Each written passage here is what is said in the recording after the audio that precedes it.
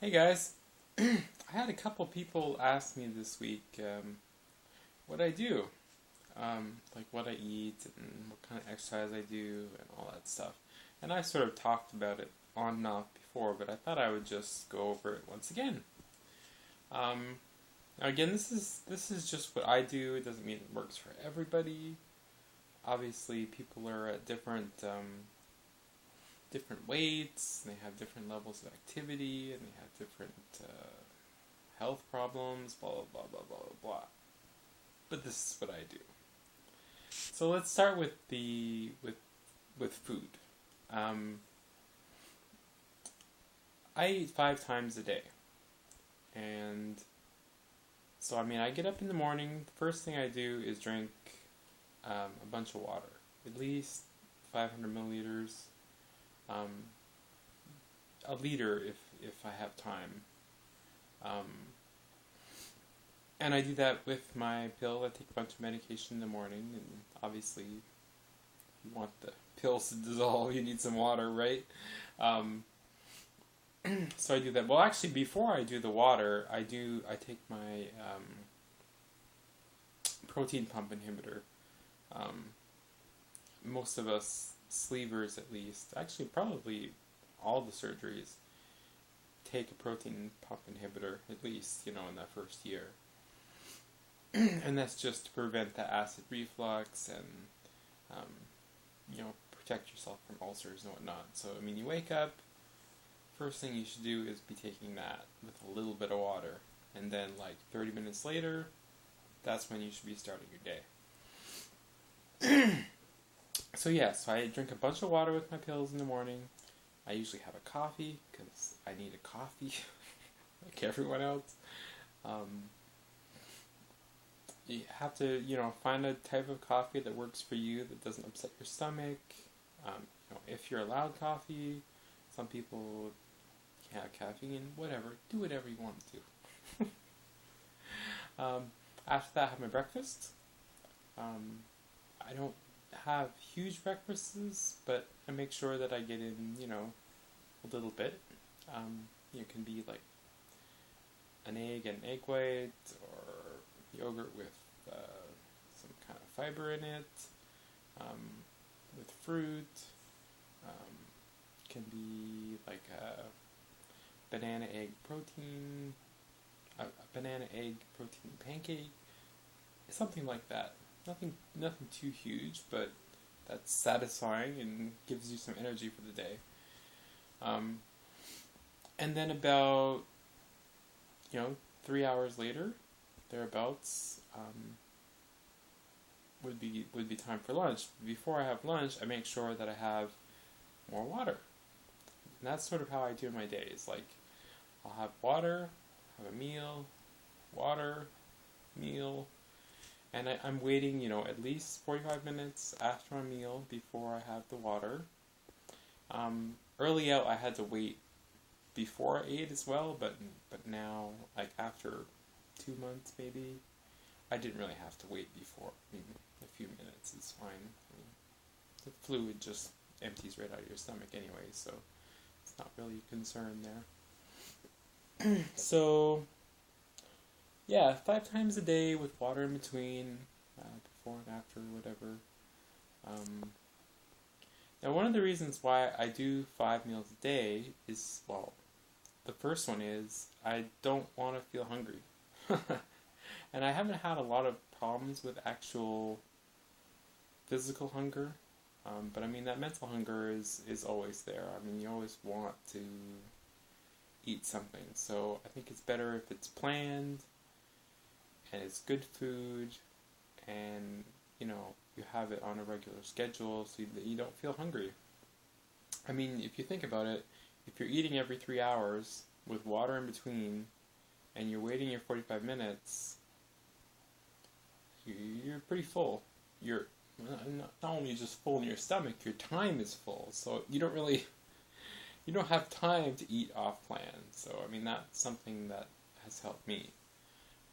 The second reason I eat 5 times a day is because I don't like to eat to the capacity of my sleep.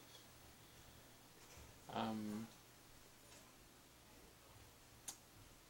it's, I know it's not going to always be as limiting, your sleeve. I mean, obviously when you start out, it's going to be more limiting, and as you go on, it's become less and less limiting in terms of capacity. But I don't want to rely on that as a tool to stop me from eating. So right out from surgery, I mean, I find out what my capacity is, and it changes a little bit, but I find out what my capacity is, and I find that if I eat maybe 2/3 of that, that's enough that I'm satisfied, and I don't have to eat anymore. And that's a big mental game, and it's hard to do, but that's basically my strategy. What else can I say about eating 5 times? I mean, I like it for, lots of reasons. And again, it's not a lot of food, and sometimes I don't even do that 2/3 capacity. It can be a cheese stick, one of those cheese strings. It can be, a little bit of yogurt, or cottage cheese, or some jerky, or, whatever. A piece of chicken that I grab out of the fridge, whatever it is. Just, something. And I haven't done a lot of research on this, but it sort of makes sense to me that if you're eating frequently throughout the day, your body is working to process that food. And if you look at we know that besides exercise, the way our body burns calories is through our basal metabolic rate. Now, your basal metabolic rate, there's lots of factors in there, but I think something like 10 or 15% of your basal metabolic rate is from something called thermogenesis, or something like that, which is basically the process your body undergoes when you're digesting food, eating and digesting food. So it just seems reasonable to me that if I'm eating more frequently, then maybe I'm optimizing that component of the basal metabolic rate a little bit more. I don't know if it's true or not, but that's what I think. So you come up with these justifications to make your plan work for you, right? So yeah, that's the 5 times a day. And also another thing on the water. Water is hugely important. We're processing, let's say you're losing half a pound a day, which is sort of, your upper average, or when you're starting out, that's maybe where you're at. So, half a pound a day, that's 220 grams of fat, muscle, whatever, that you're losing. So your body needs to flush that out of your system, and water is one of the ways that you do that. The other way that you do that is through fiber. Fiber helps. If you look at, you can look up on Wikipedia or whatever benefits of a fiber-rich diet. It helps clean out your system, both through your intestines and also through your blood, and helps with your cholesterol, blah blah blah blah blah blah. So, that's something I think a lot of people sort of miss out on when they look at, this is the plan they're gonna have. They're gonna have this much calories, this much protein, this many carbs, and then they'd say, okay, whatever. Well, I think fiber should definitely be one of your goals during the day. And I have mine set at 25 grams a day of fiber, and I try and do a mix of the soluble and insoluble fiber. It's hard to get in because you can't take a lot of vegetables. So, pretty much since surgery, my number one source of fiber has been the soluble fiber that's found in Quest bars, or other protein bars like the Chocolate bars, or the Victory bars. If you makes those. but yeah, protein bars, and most of the ones in the protein bar are soluble fiber. And you also have, fiber from like Miralax and Laxaday and Colace, that kind of stuff. I don't know if that's as effective, if it has the same benefits as natural fiber, but it's something. But also I think it's important to have the mix of the two, soluble and insoluble. So, the other thing I do, you can have stuff like fiber cereals, that kind of stuff. Anyway, I'm getting off track, and this is going to be a long video. If you weren't prepared for it, it's going to be long. So, yeah, that's pretty much it for the food, and I have sort of as my sort of baseline minimum, I have, I set my calories at 775 a day, 85 grams of protein, and then I have my 25 grams of fiber goal for a day. And my carbs, I don't worry about too much, because I stay away from anything that is pure carb foods. So most stuff I eat either has carbs with protein or carbs with fiber, or I don't have a lot of carb only foods. So basically, if I set my fiber at 25, my net carb usually works out to be anywhere between 40 and 70 at the upper end grams per day net. That's fiber subtracted. So, that's pretty much around where I think a lot of people are, somewhere around there. Fat, I don't worry about too much. There are some studies that say that if you have a little bit more fat, it helps you burn fat. I don't know if that's true or not, but mine, I think, averages anywhere between 25 grams a day and 35 grams a day. Some days it goes a little above that, if I have something like nuts or whatever. That's about all I can say for food. And the other key thing about food is to have your food ready to go. Especially for eating, if you're on the 5-a-day plan, you don't want to have to spend half an hour, or if even 15 minutes, each time preparing something. So, take an hour or two in the weekend and just prepare all your stuff. Molly Sleeved, she posted a picture on her Facebook. She had just getting back to school, and, obviously her time is tight when she's working and going to school, but she showed a picture of her fridge, and she's got all her yogurts, and she's got all her snacks, and she's got little salad things, and then she's got her water and her protein shakes and everything. So she doesn't have to think, and she just go and grab something, and she knows what the stats are on it, and it's all set. So that kind of strategy is great, especially for people who are working. If you can prepare your stuff and portion your stuff ahead of time. I do it mostly because it's a cheese string. Well, I don't have to measure that because it's already prepackaged, or half a protein bar. I know what half a protein bar is. Stuff like that. So that's it for food. Now for exercise. Now this is another big thing, and people look at this in many different ways, but I'm going to tell you the way that I look at it. And I'm going to also say that I think a lot of people look at it incorrectly.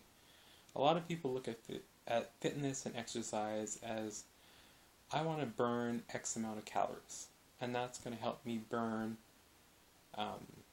that's going to help me lose X amount of weight.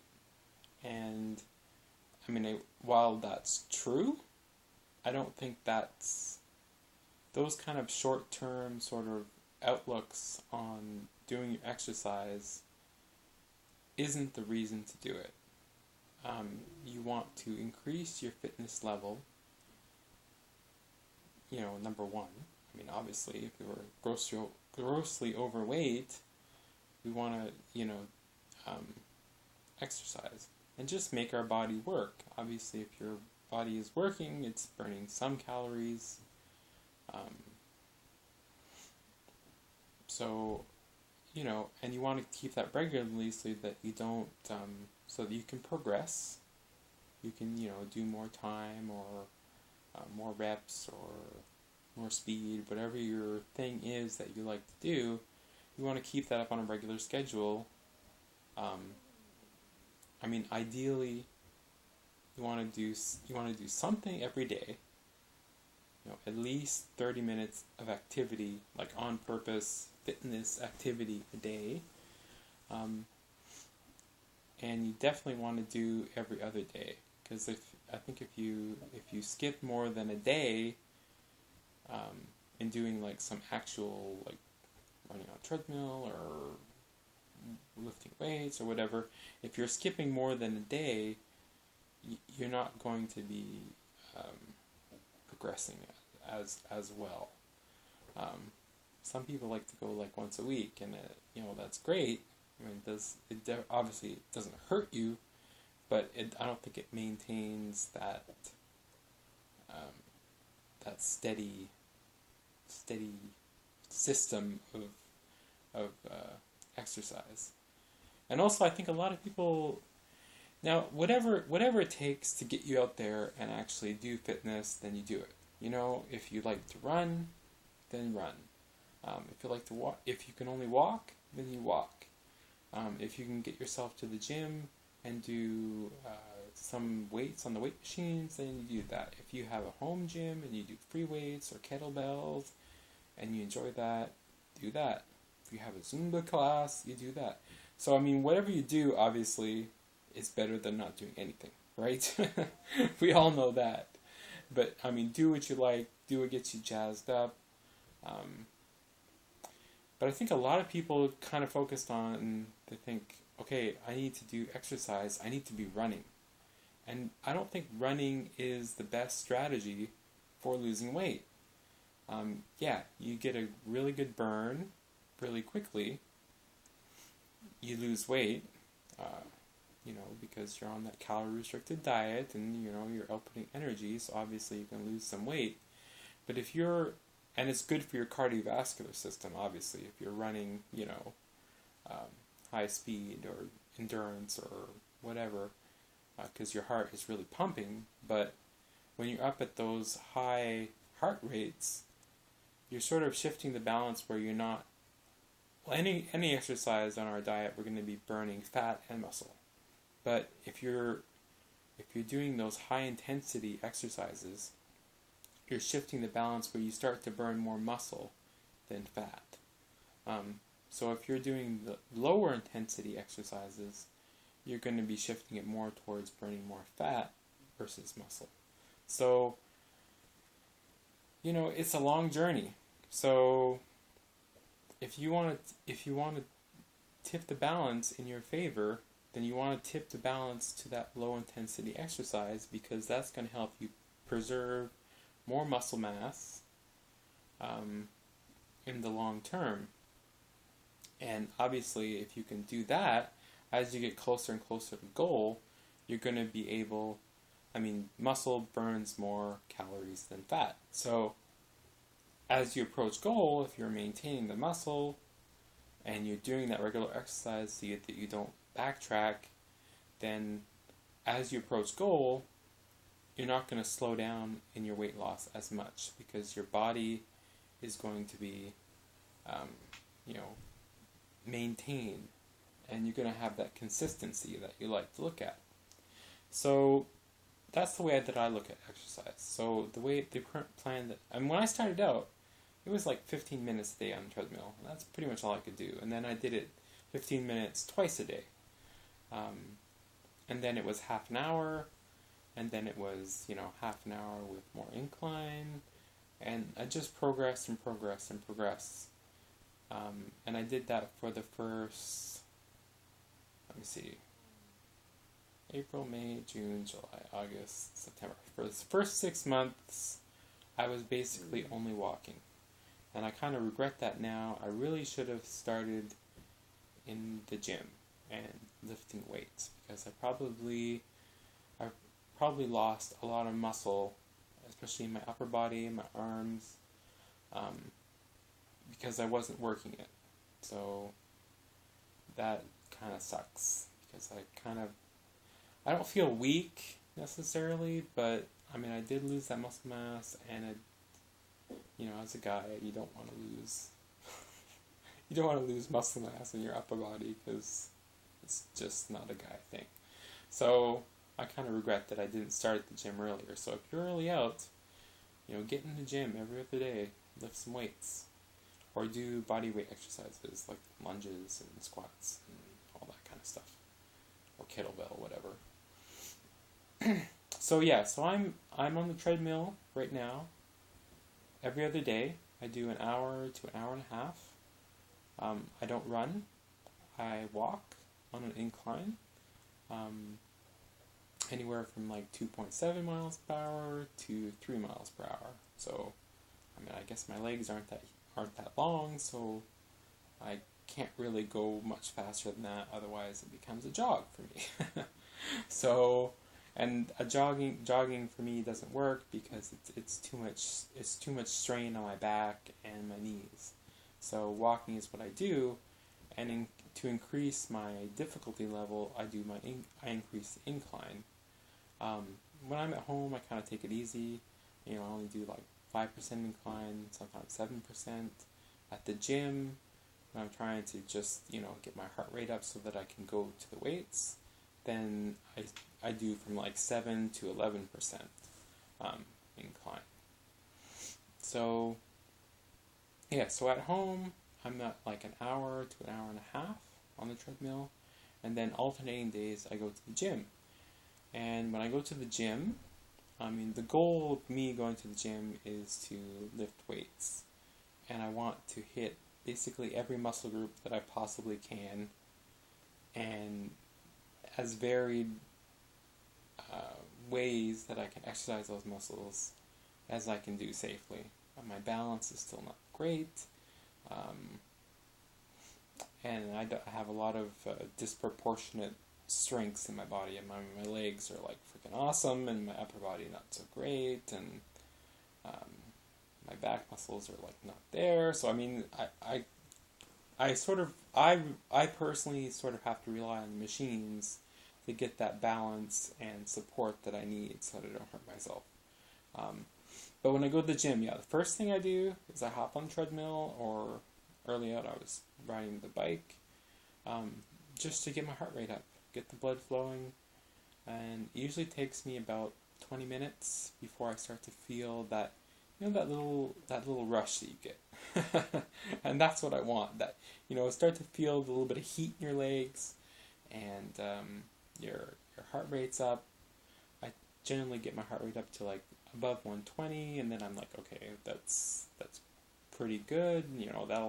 That'll keep me when I'm lifting weights. It'll keep my heart rate up, above 100 for an hour or whatever. So so I do the treadmill, and then I go and lift weights, and I do pretty much everything. I mean, I do, let's see, I do rope pull downs for my triceps. I work my legs, like I do the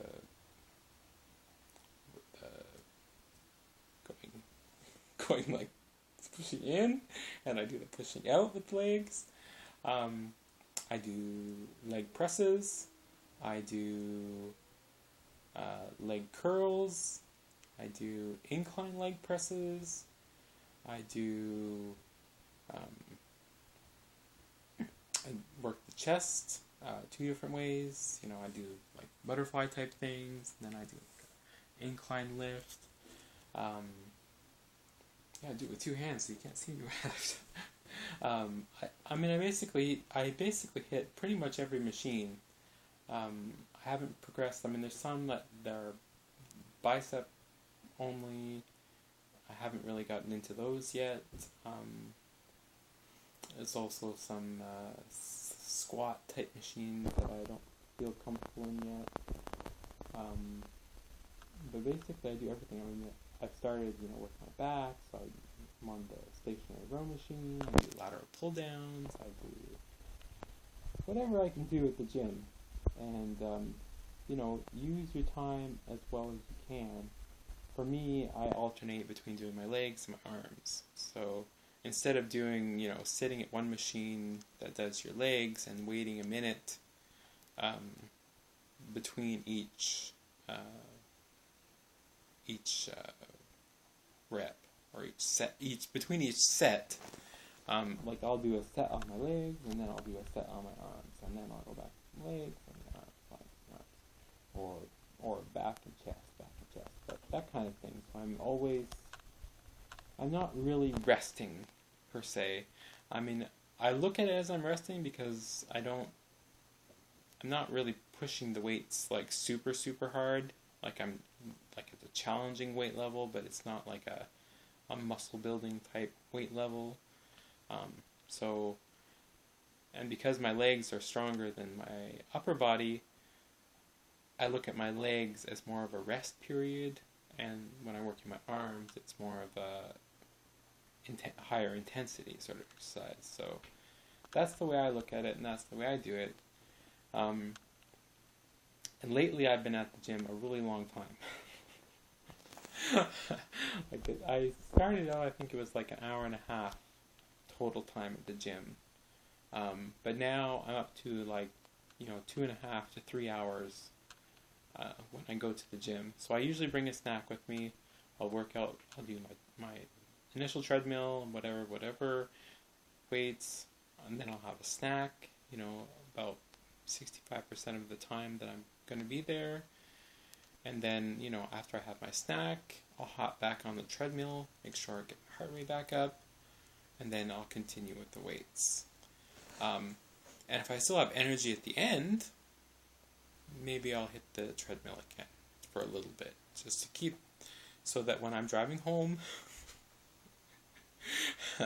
when I'm, drinking my water after my gym, my heart is still working, so my body's still going, it's still doing stuff to burn fat, basically.